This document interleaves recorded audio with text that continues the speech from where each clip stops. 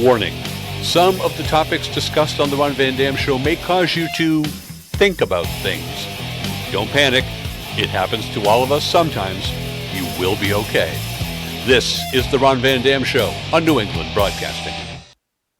Ron Van Dam is an experienced talk show host. Do not attempt to try this at home. Good morning, good afternoon, good evening, good night. It's the Ron Van Dam Show. Hey, what do you want? Hold on tight, things can get a bit weird, if you like that sort of thing. Welcome to the program. It is the Ron Van Dam Show. I am the person that they refer to in the title. That kind of puts a lot of pressure on me at this particular moment. But fear not, my lovely, I shall rise to the occasion and perform masterfully in front of your very eyes. Those eyes are very eyes.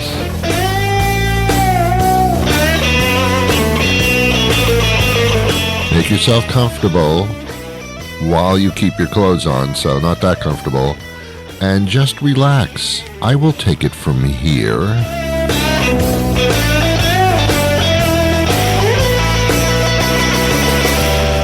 Hey, you. No, yeah, you. Come a little bit closer to the speaker, why don't you?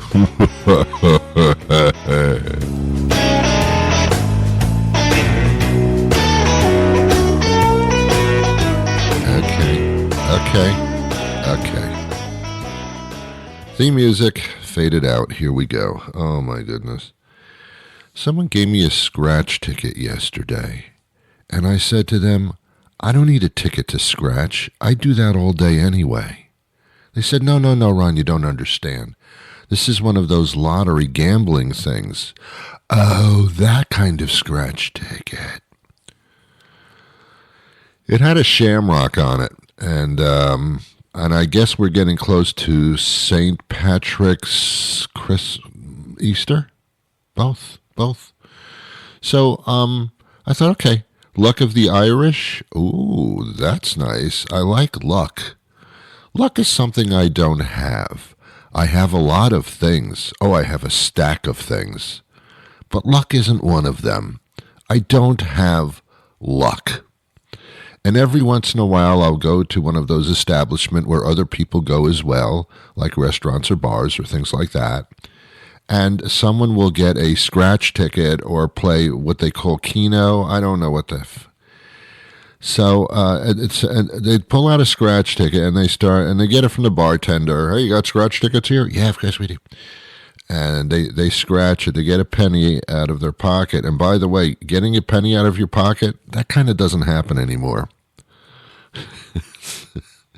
Remember when we used to have coins? Remember coins? Let me explain this to you kids. Coins were these little kinds of monies, and they came in different denominations, Catholic, Jewish, and the pennies were the cheapest, stupidest ones of all, and people only used them to scratch things. So I was talking to this guy at a bar, and that sounded like a joke, didn't it? Two guys walk in a bar. Ron's one of them. That's a joke. Anyway, so the guy, he says, yeah, I won $1,000 on a scratch ticket. And I looked at him and I thought, who are you? Who does that? Who does that? Why are some people so freaking lucky and other people not at all? I mean, not at all. Could I enunciate those words in that phrase anymore? I don't think I could. I am not lucky. I'm not one of those lucky people. If you want to be around someone that's lucky, let me tell you something. It doesn't work. If you're around somebody that's lucky, you're still going to be unlucky and they're still going to be lucky. Lucky doesn't rub off. Blow on my dice, will you? Oh, come on. Come on. I mean, I could make a show about gambling and just how incredibly stupid it is, but I'm not into it right now. Maybe some other day. I'm talking about luck, and I don't have it. And I don't even kid myself about it. I really don't. I don't. I mean, when times are really tough financially, you actually go to those convenience stores, and by the way, they're not all that convenient at all. And you get one of these scratch ticket things, and you say to yourself, boy, if I could just hit this thing, I would be rich and I wouldn't have to work again. No, that's not true. You would take all the money you won and you would invest it more in gambling, and you'd lose it all anyway. So, whatever.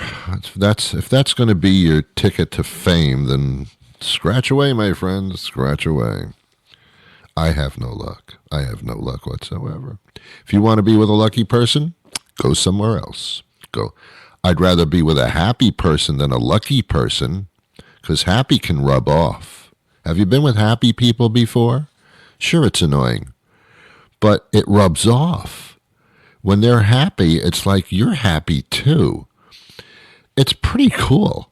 And when you're with someone that's like eternally sad and always in trouble and everything's horrible, that rubs off too.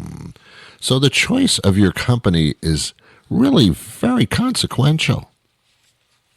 But luck? No, that doesn't rub off. That doesn't. All lucky people do is make you feel like you should go and try to be lucky too, and then you don't. And it's just, they're actually damaging in that sense. Don't be with damaging people. They're not good for you. I know you, they're not good for you. So someone gives me this scratch ticket. It's got a shamrock on it. And with the luck of the Irish, they have that phrase. And I figure, okay, that's better than nothing.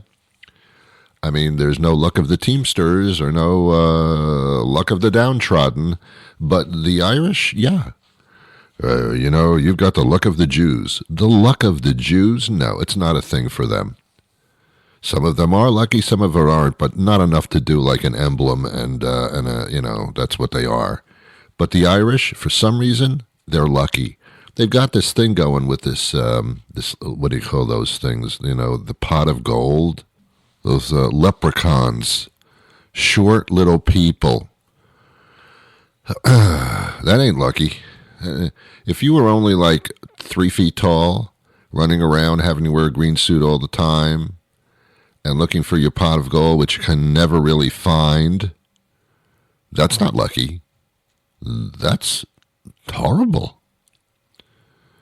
Anyway, so getting back to it. So someone gives me a scratch ticket. It's got 4-leaf clover on it, which is also supposed to be lucky. The Irish are just full of luck and alcohol.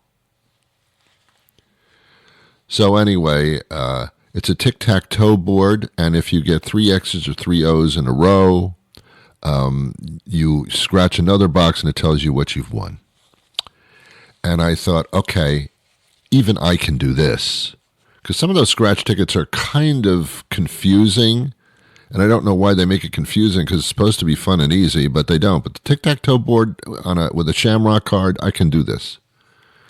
So I get out a penny. I have to look for a penny. I have to look for a coin. I haven't used a coin in like 72 years. So I get the penny out and I start scratching away, and I think, this is going to be my lucky day. Someone gave this to me. I didn't buy it like a schmuck. Someone gave it to me. That could mean something.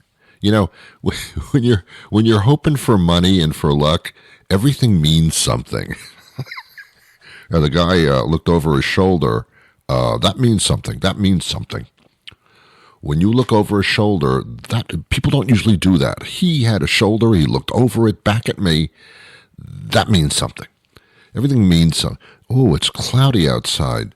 That means something. It doesn't mean anything. It means it's cloudy. So you take any kind of explanation at all to turn it into luck. So I start scratching away.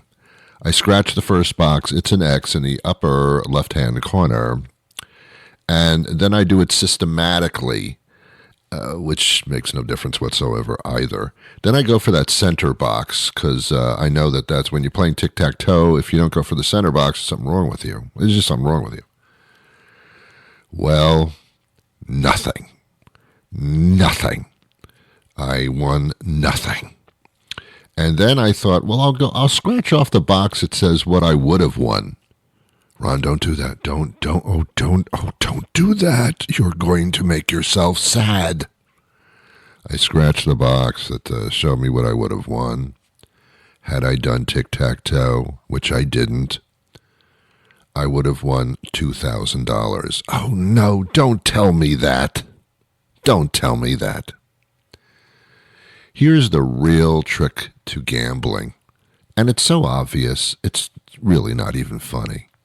It makes a difference between people that take chances and people that still have money and don't take chances. Here's the thing. When you win big, walk away. Don't say, well, I'll take half of that and I'll gamble because I'm still walking away. And then they make up this excuse, well, I started with nothing, so if I end up with nothing, I'm in the same position I was before. I'm not worse off. Okay. Mentally, you are. Mentally, you're worse off no matter what you do.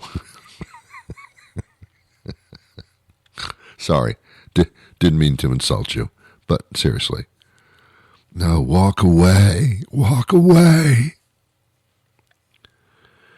They have this Mega Bucks, Mega Millions, Mega Schmoo, Mega Fight. You can live a million, Master Cash, Mustache, Scratch for Love, Scratch for... you get the quick picks, pick 5 numbers, pick 6 numbers, and they're, out of 2,000 numbers. And most people never, some people do. They walk away. They're smart. They walk away. Here's the funny thing. If you're 80 years old and you win $10,000 a year for life, you didn't win all that much, really. Don't do those things for life thing, because you get hit by a car tomorrow and it's all over. I don't know if that transfers to your son or something, or your daughter or your wife or your husband. I have no idea, and I don't care, because it doesn't pertain to me anyway. I'll tell you what I would do if I won a lottery. I will tell you right now, and I'm not kidding you. I've thought this through, because they do that when they have these big lottery jackpots, nationwide or statewide, where if you win, you get like $100 million. When they have that kind of thing, everybody fantasizes about what they would do if they actually won that. And that's as far that you can go with that is the fantasy. The reality of it doesn't happen. But somebody wins eventually, but you don't know them. They could be hit by a car tomorrow, and, probably will be. Then they have to look over their shoulder, because they have to publicly announce who they were that won all that money. Then you look over your shoulder. Someone's going to scam you. Someone's going to threaten your family's safety. I mean, it's just no way to live at that point. But anyway, we all fantasize about what we would do with the money. Here's what I would do. I would keep most of it. But a good chunk of it, I would just give money to my friends, which is easy to do because I don't have many of them. I'm not dividing it amongst a lot of people, but I would. Anybody I had conversation with about a lottery or something, I would give them some money. And not just $10. I'd make it a significant amount. Ron, are you doing that? Are you buying their love? Sure, of course. It's expensive. No, I'm not buying their love. They love me anyway. I wouldn't give it to somebody that didn't love me. They'd have to be head over heels, like just loving me. But I would give them money. It makes me happy to see the people around me happy. And that's the bottom line. Ron, I knew you were going somewhere with this whole soliloquy thing. That's the bottom line. All I want to do is be happy and have happy people around me. You got to create your universe, It's not like what the economy creates necessarily. It's not what your social parameters are. It's not who likes you at your office or your work or your bridge club or whatever the hell you do. It's your bowling league. Ugh, seriously. It's not that. It's your circle. It's the circle of life that you create around you. It's not what Trump does or says he's going to do to you. It's not him. It doesn't matter. It's you. Of course it matters, but it's you. Set up your own universe, live within it, and when it's safe to come out, then you come out. Right now, I would live in my own universe, really. I think that's really the only place to be right now. Create it, man. If you don't have it, create it. But Ron, it's hard to create it when I got to go to my job and I don't like my job. Your job isn't your whole life, my friend. And if you think it is, create something that makes it not your whole life. Do something every day that really makes you happy. Sometimes that can be quite destructive, so you be careful now. But that's the whole thing. It's not the money, it's the happiness. It's the happiness. And if you can't find anything that makes you happy, look harder. It's there. Because we're all people, you know. That's what we have in common. I know it's not a lot, but we're all people. And we all have some kind of talent or some kind of pleasure that we do enjoy. And I'm not talking about cocaine. I'm talking about something that's safe and good for you. We all have it. Some of us have to discover. The others were born with this. Do it. Just do it. Safely, without hurting others. But do it. You like music? Play music a little bit. Dance around by yourself because you look stupid doing it. But do something you enjoy. You like a television? Sit down, watch television. What the fuck? Don't do it all day. And your couch potato kind of like sloth. Don't do it all day. Just a little bit every day. Do something you really like. Really gives you peace. Okay. I don't know how the Pope's doing. Probably not well physically because most of the popes are like really old. And when you get old, things happen to you. They're not horribly necessarily terrible, but your body does start saying, Doesn't mean it has to stop you from doing anything necessarily, you know. But the popes are always chosen like really deep into. You never get like a 25-year-old pope. Wouldn't be a bad idea. Could be a long run. But you never get them. They're always older men who are actually go into office, into these responsible places when they're like extremely old, such as the Pope, such as the president. I don't get that. Why? I don't understand that. I don't understand why the country isn't run by younger people. Younger people don't seem to be interested in running anything. Well, they don't have the experience, but some of them are pretty smart, and you know. See, if you surround yourself by intelligent people, you don't have to be all that smart. You really don't. You really don't. You get a team together. You should be smart to some extent, but you don't have to know everything. You surround yourself by people that do. And you surround yourself by happy people, with happy people, by happy people. Okay. Again, that's the end of my pontification for today. I hope you enjoyed it. Is it going to change your life at all? I don't think so. Oh my God, you thought it would? Oh my God, no, it's not. It's not. I guess the best thing you can do here is just enjoy yourself. Find the parts of yourself that are redeemingly wonderful. If you're religious, the parts of yourself that are going to get you into heaven, that kind of thing. I mean, I'm not into that, but some people are, whatever your thing is. Find the good parts of you, accentuate the good parts, and go out and market them.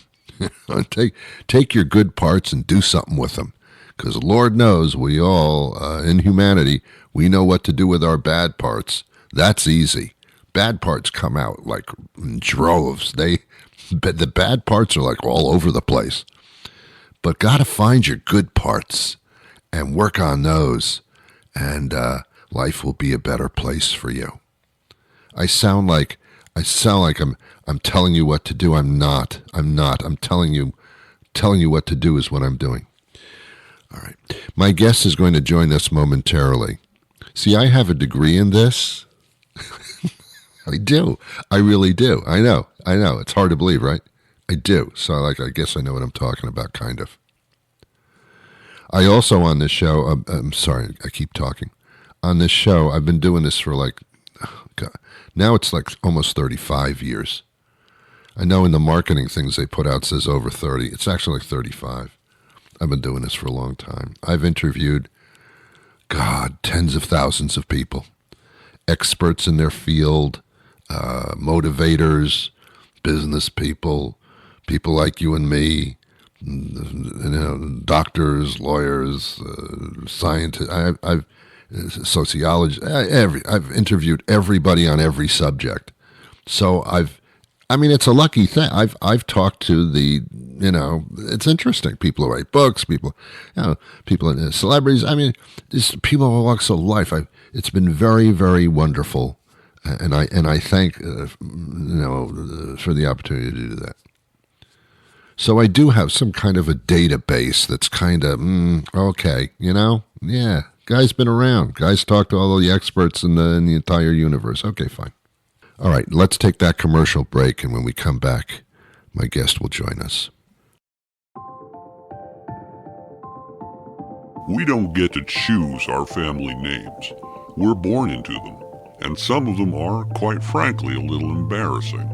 For many, a burden that follows them through life.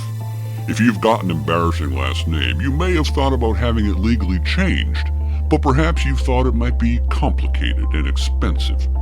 Well, I'm here to tell you that having your last name legally changed is simple and cost-effective and will take that lifelong burden away in just a few easy steps.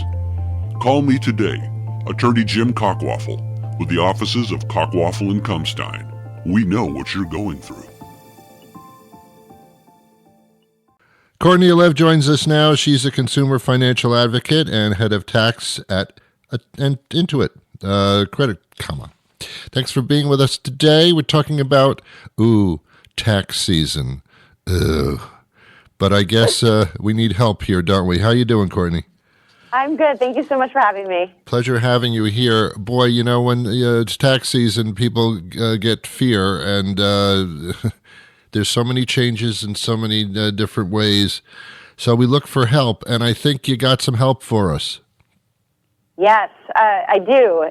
Tax season can be really scary. In fact, we know nearly 1 in 3 American taxpayers say the idea of filing their taxes makes them want to cry. And even more tend to procrastinate because they're scared of knowing what they owe. So the top tip to start out is really just stop procrastinating and get ready to make a plan and get organized. A lot of us might have our W-2, our receipts, other tax forms, and kind of floating around. Put them in a shoebox on your desk or in a folder in your email. And so that when you're ready to sit down and do your taxes, you've already got everything ready to go. And just remember that the earlier you file, the earlier you're going to get that tax refund if you're owed one. Right, yes. If you're owed one, underlined. But you don't know that yet necessarily.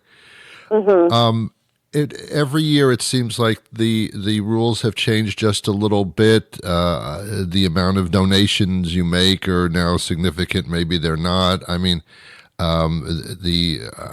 various things that happen every year. How would you keep up on these changes to make sure that you get the most out of it or even do it correctly?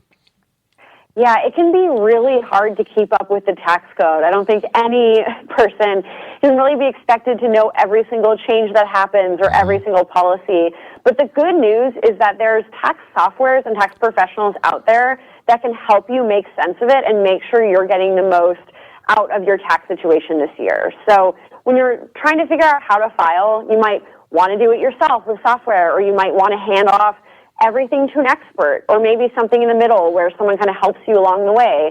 And regardless of what you choose, Credit Karma or TurboTax can match you with a qualified professional that can help you no matter what your situation is.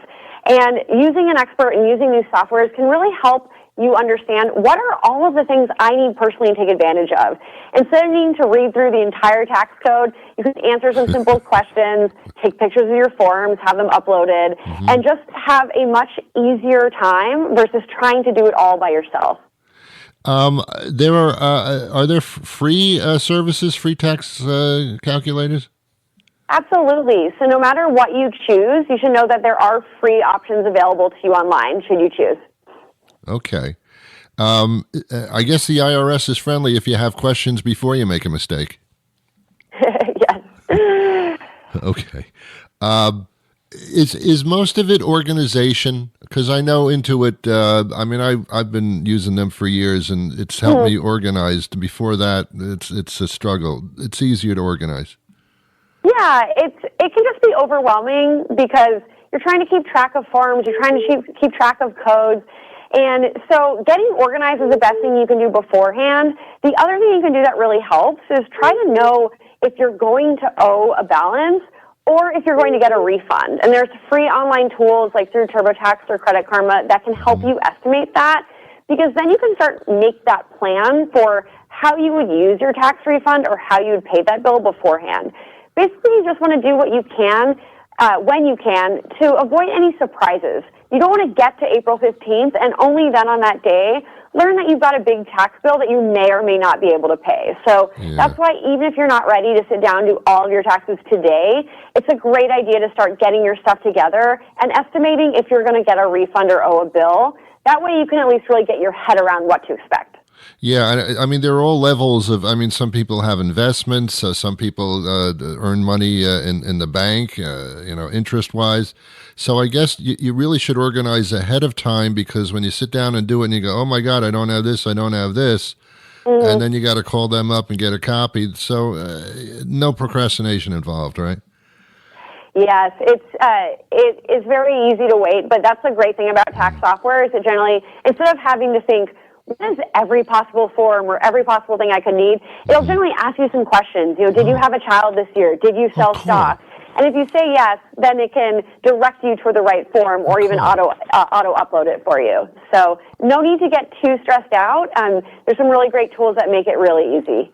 Okay, so let's say I'm a person. That's a stretch. and I don't, I hear everything you're saying. Where do I go to get started? I've sat down, I've put myself together as best as I can do. Where do I go? What do you suggest I do here? Yeah, you can download the Credit Karma app or go to creditkarma.com or turbotax.com to start your taxes. And there you'll see all the options available to you. You can make the best choice for how confident you're feeling and how you want to complete your taxes this year. Okay. And what is that address that we go to? Creditkarma.com. Okay. Could you spell that for people that can't? I know credit, how to do that. What's the rest? Karma, KARMA.com. Okay. I don't know if I believe in karma, but in this case I do. Okay. All right. Hey, Courtney, it's been good, and we all need this information and to act upon it accordingly. Thank you so much for your time today. Thank you for having me. Well, thank you for being here today. Thank you to my guest, and thank you to you for being here today. I'll be back again tomorrow with a brand new episode, but until that time arrives, I wish you peace.